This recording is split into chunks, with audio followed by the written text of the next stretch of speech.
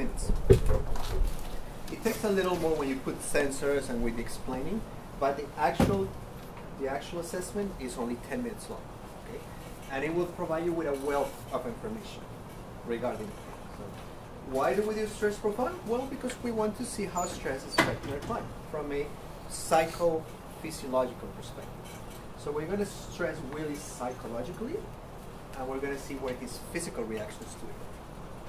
Now, that's going to give us a lot of information about how he reacts to stress, and it's going to help us work as a team to come up, with a good intervention protocol for it. Okay? So, if you want to write this down, go ahead and write it down. It's got 5 phases, 5 stages to the stress profile. Each of them lasts 2 minutes.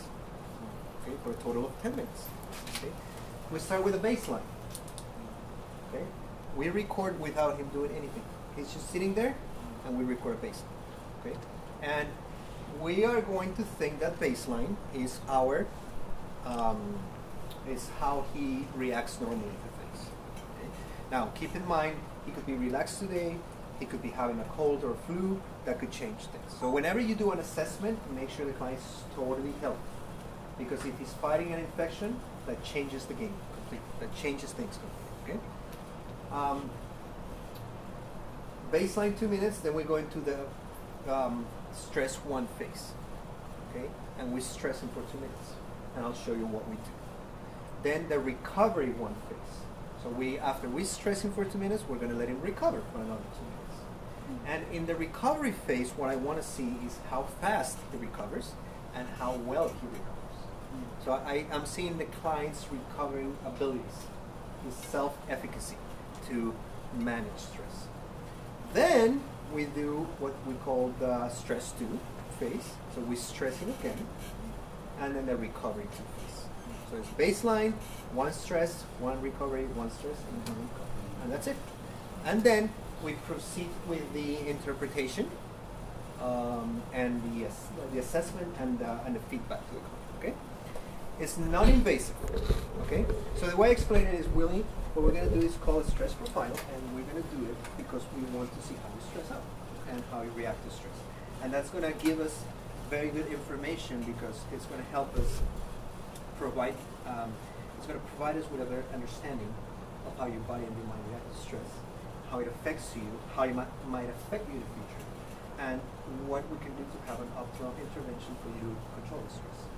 So it's not that you're never going to feel stressed. You're going to feel stressed, but we don't want the effects of the stress to grow as high as they do now. So your health is more optimal, and your well-being is more optimal, and your quality of life in general is more optimal. Okay. So I'm gonna do a series of procedures. I'm gonna be placing some sensors on you. Nothing hurts. Nothing's supposed to pinch or burn or anything. Nothing's gonna go into your body. Everything that we put is gonna record it, and it's gonna send it to the screen so we can watch it and see it. All right. All right. So do I have your permission to put things on you? Yeah. Okay, great. So.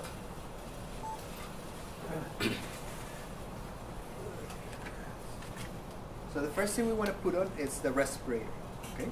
Why do we want to put it? Because he has to be standing up for that, right? And then when he sits down, he can put the other ones. Okay? So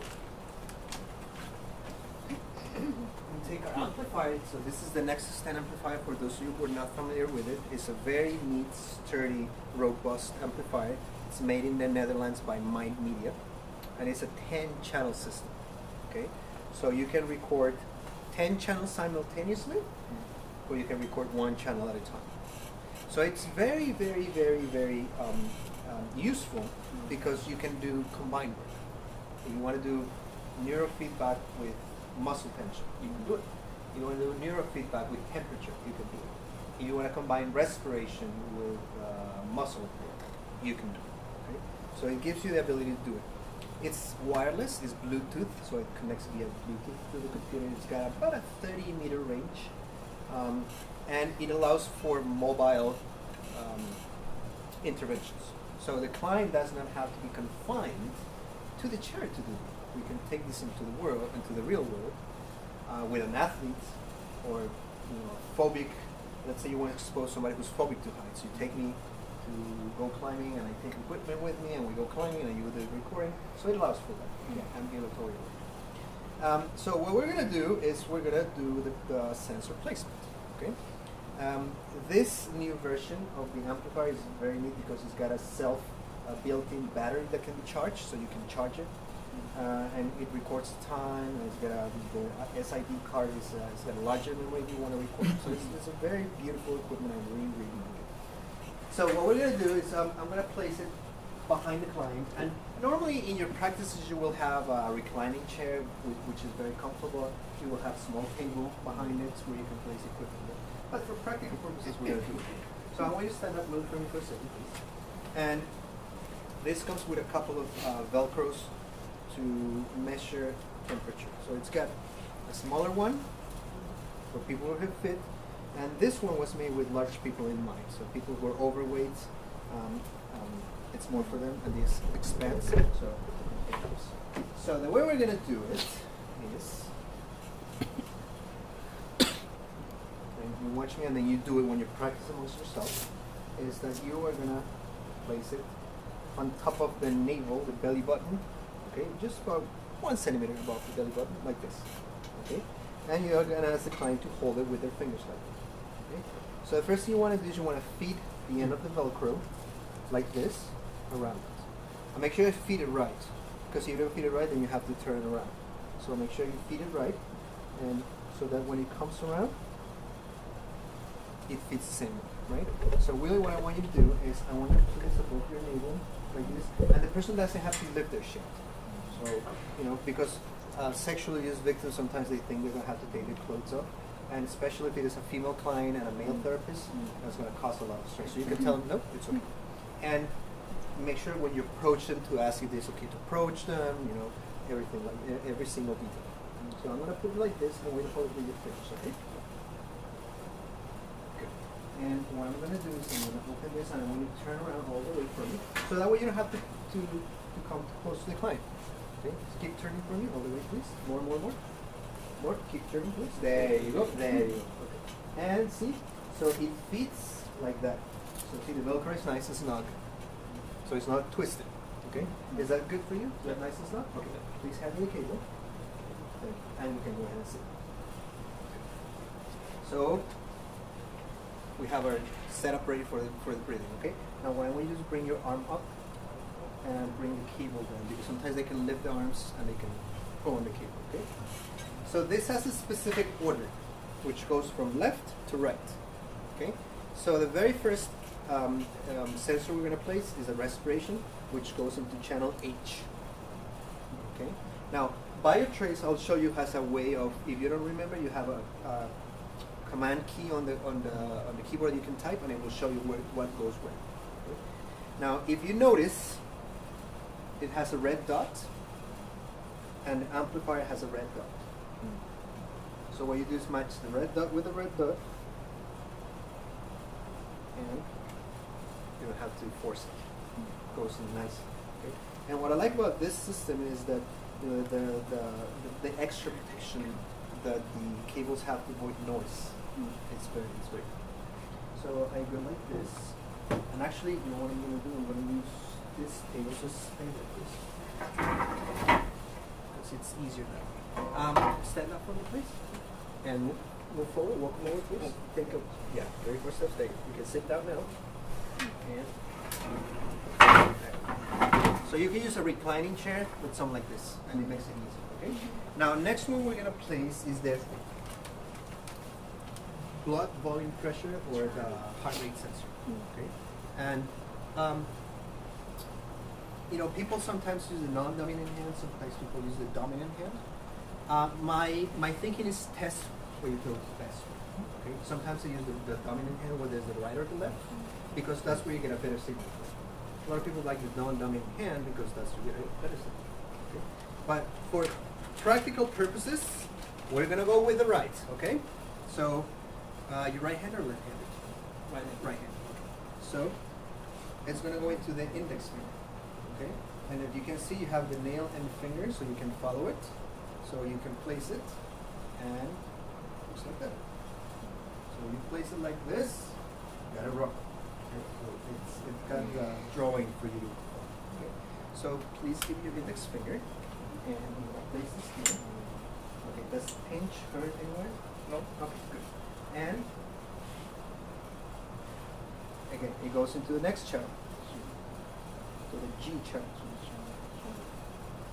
And the same thing. Red dot with the red dot. Very simple. Okay. Now, and so you place your hand above your left like this. Yeah. Why like that?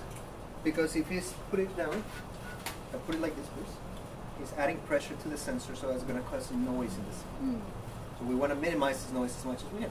So I just go ahead and place it nicely there. And what I can do is I can use tape and tape it to the pan or the arm if I want to minimize movements. Because sometimes when clients start talking, they start doing this. And a lot of people talk with their hands, right? that's gonna cause noise, right? And we want to protect these cables as much as we can. This can come off, so just be delicate. Now you can buy replacements for those anytime they go wrong. But if you take good care of them, I've had mine for 10 years. I've never had to replace them. So if you take good care of them, that's not a problem. All right, so we're good with that? Good. Okay. Now, next thing we're gonna do is we're going to use the temperature.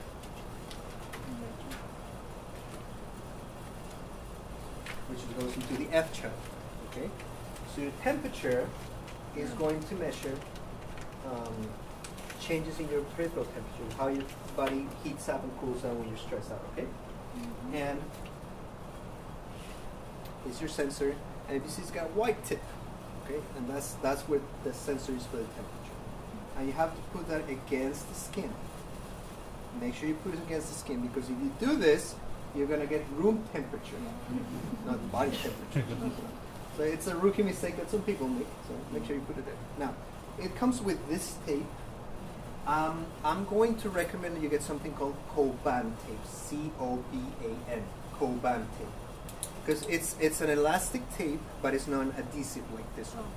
Because these adhesive tape, what's end up happening is chipping off the paint on the sensor. So it shortens its life and duration. So the Coban is really useful. And you can get it at a major drugstore, C-O-B-A-N. Or you can ask a physical therapist, Coban tape. It's adhesive, but it sticks on itself, but it's non-adhesive. So it will protect. But for practical purposes, we're going to use that, okay? And so what I'm going to ask you to do is you raise your hand a little bit and spread your fingers out like that. A little more. There you go. And I'm going to place it in the middle fingers, okay? So I'm going to tape it over here, and then I might tape it to the palm of the hand or the forearm. If it's not too hairy on the forearm, we do it there. Now, the other reason why I like the Coban is because some people are allergic to this type of tape, or the micropore. Are you allergic to it? No. So always ask, allergic to any products on the skin? Because if they are, you have to get resourceful. Okay? Now, so those of you who work in hospitals, you're going to have amputees. People with no limbs. You have amputations. So where do you place the sensor? You can place it on the amputation or the other limb.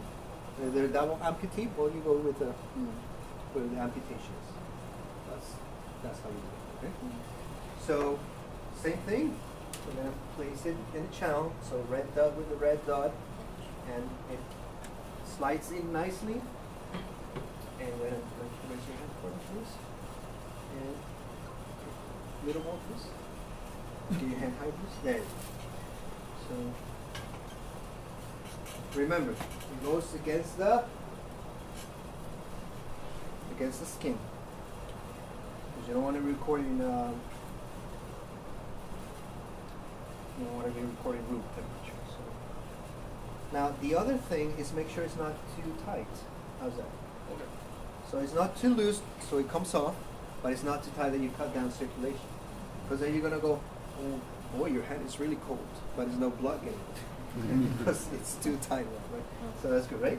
And I'm gonna go ahead and can I tape it here? Okay. So just tape it here, and that's gonna minimize movement, and you're gonna put your hand back. So you have to make sure that when they extend their arm, you're gonna pull on the cable. Because if they pull on the cable, they're gonna bring the amplifier down with you. Okay. And with hyperactive kids, you have to be extremely careful because they're going to want to get up really quickly and they're going to take everything home with them. So now this is very well built. It's very resistant. I mean, you could have an elephant step on it and it will resist it, but you never know. Okay. So next thing we're going to do is the galvanic skin response. This is your galvanic skin response sensor. You have to Velcro. I don't use the Velcros anymore for two reasons. Well, one reason being, if you have somebody with really thin, small fingers, it's not going to wrap around completely. And it's going to be loose. So instead, you can use these guys. And these you can buy from any medical supply. You know, these ones are big, which are the AKG, but they come small. You use on the palm of the hand. Now, the other reason why we use the palm of the hand as opposed to the tip of the finger is because the palm of the hand has the largest accumulation of sweat glands. That's one of the largest accumulation of sweat glands in the body, so you get more reaction from that as opposed to the tip of the finger. Now, those of you who work with athletes, people who do gymnastics or climbing like myself are going to have thicker skin. So you have to be careful where you put the sensors because the signal will get reduced the thicker the skin is. Okay, so it's very important to do. Or people who work in construction. Anybody who uses their hands a lot, say like my hands, because of the climbing, they're going to have thicker skin. So you have to be mindful of that. But the way you do it is, again, you place the sensor in the next one, which is the E channel. And you match the red dot with the red dots. Slice him nicely, and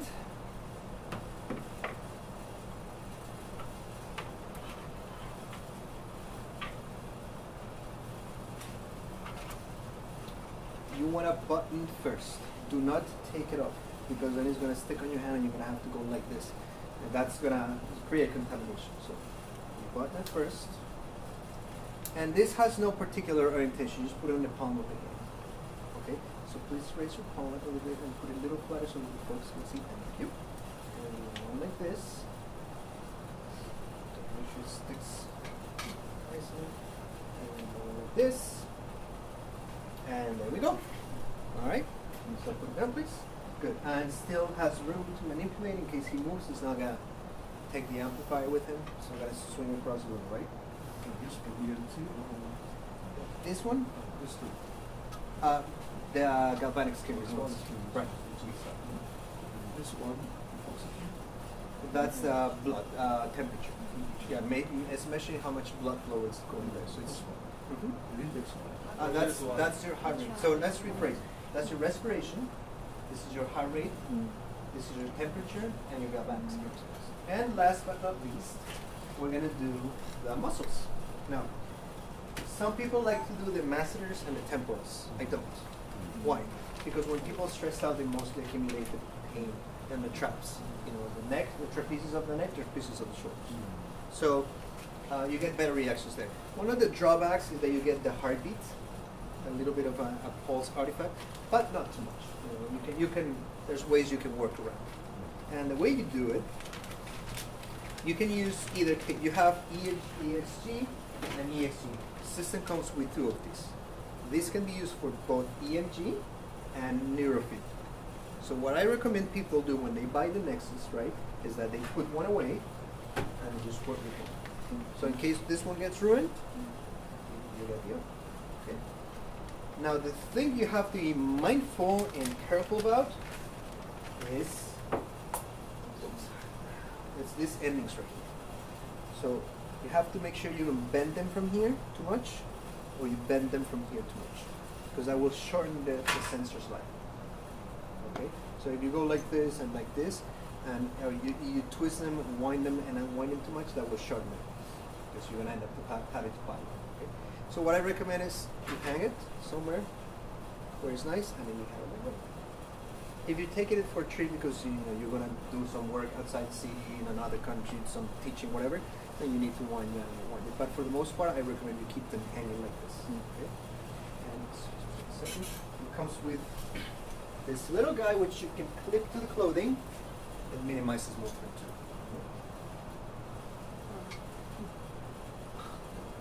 Perfect.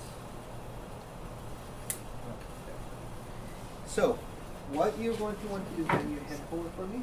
Bend your head forward, like that thing. Stay like the person. So, can I touch the skin? Okay. So we're going to use the traps on the neck and traps on the shoulders, okay? Because that's where most people accumulate the stress, right? This is where you need to get more specific because the muscle fibers have a specific orientation. If you don't know, who do you ask? Most of you work in multi-professional settings, right? University or labs or something. So if you don't know who is the right person to ask, a doctor, an MD, physician, because they know the orientation of the fibers. If there's no doctor, you can ask a physical therapist. If not, you can ask Dr. Google. He will tell you, okay? There's charts on the internet that you can find where you can have that. So the way the fibers go is like this and like this. So they go diagonally like that. So you're gonna place the sensor in this like diagonal, right? Why is that? Because the better the sensor placement, the more recruitment we're gonna have. What recruitment means is we're gonna activate more muscle fibers. The more we activate, the better the rate is going to be. Okay? So for that, I'm gonna use, can you hand me that please, the box? Thank you. You can buy these alcohol swabs, which you use to abrade the skin on the scalp for neurofeedback, but you can use to abrade the skin for biofeedback. So what you're going to do is abrade the skin. Now, recommendation, you may know this, but it's a good reminder. Whatever you do, no matter what you do not make the client bleed. Okay? Because if they bleed, one is going to be uncomfortable and awkward, and two, you're entering in contact with body fluids. So you got HIV, hepatitis, all those things. Now, normally the skin here is not, unless you abrade really hard, you're not going to make it bleed. But when you do the scalp for neurofeedback, be very careful with that, please.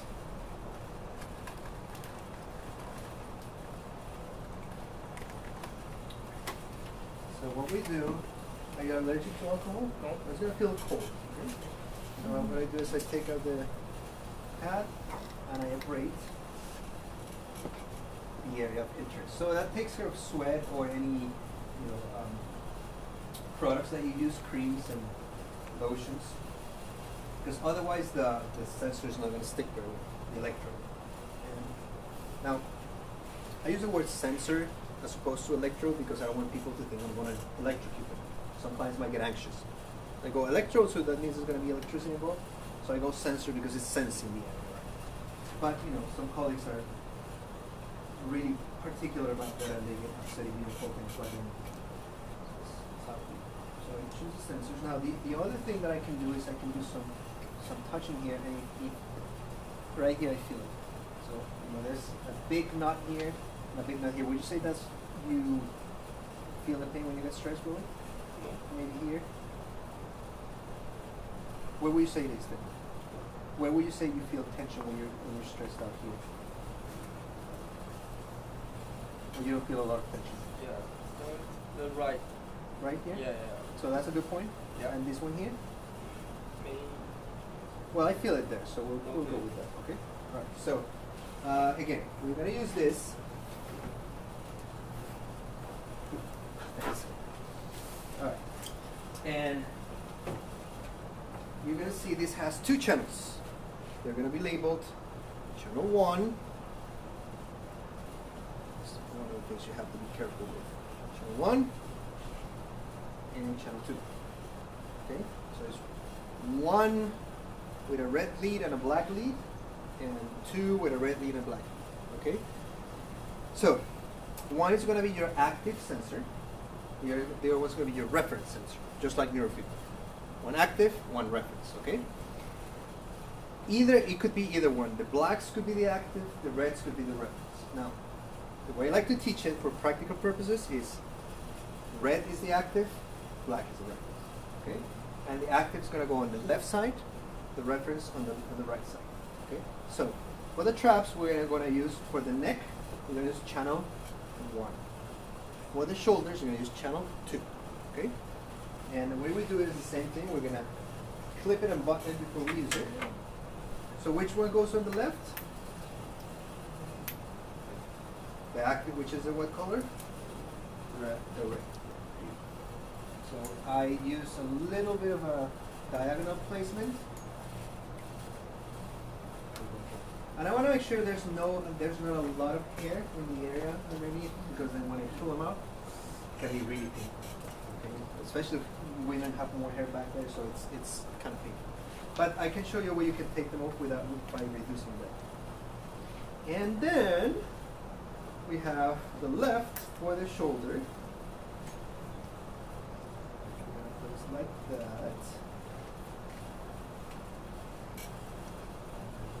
sure that I'm not pulling the cable too aggressively, because there's those things. So you have to be very, very careful when you do this. And then with the black, we're gonna go on the right.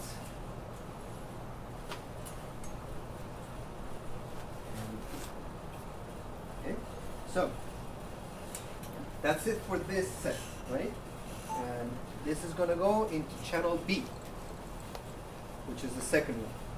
If you make the mistake of putting it in channel 1, it's not going to report anything. That's for your neurofeedback. So this is for EMG, this is for neurofeedback. I'm going to go with the EMG, and same thing, we match the red dot with the red dot, and there we go. All right? Good.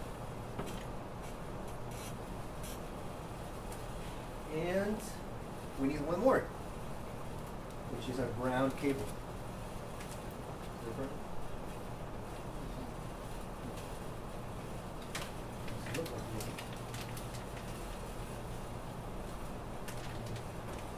Oh, this is the ground cable.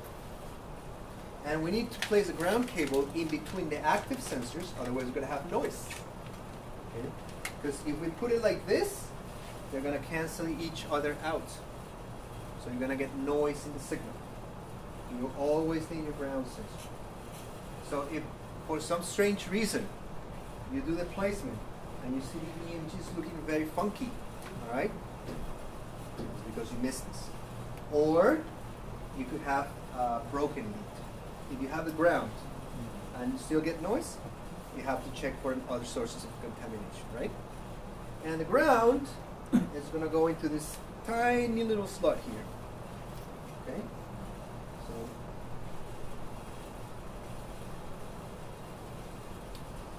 you need to force it. And then you put one more sensor in between the active ones. So where you put it, you go back to the shoulders and go in between the neck, in between the shoulders, and there it goes. Alright? You good? Yep. Now, make sure that you see how the cable is bending here. So what you do, you bring it down and problem solved. Because if you do it like this, then you're going to have the problem with the bending. See the bending at the ending? That's going to ruin your cable very soon. You're going to need to buy a new one. So you have to make sure you minimize the issue. And then you bring the clip, and I'm going to bring up your shirt really. And we are ready to go. Right? So go ahead and slide forward the chair a little bit. There you go. And lean back. Get as comfortable as you can. You comfortable there? Yep. Okay. Now I need the USB port for the Nexus for the amplifier, please. Because I need to sync it up with the computer. So what you do is you turn on the amplifier from this button, on button, and it starts there.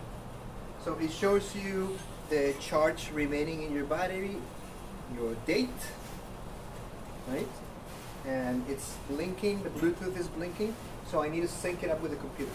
Okay? It brings its own Bluetooth. If you lose it, any Bluetooth will do. You don't have to order it from MindMe. Okay, that's a good thing. You can order it at any hardware store. Okay? So in case you lose it.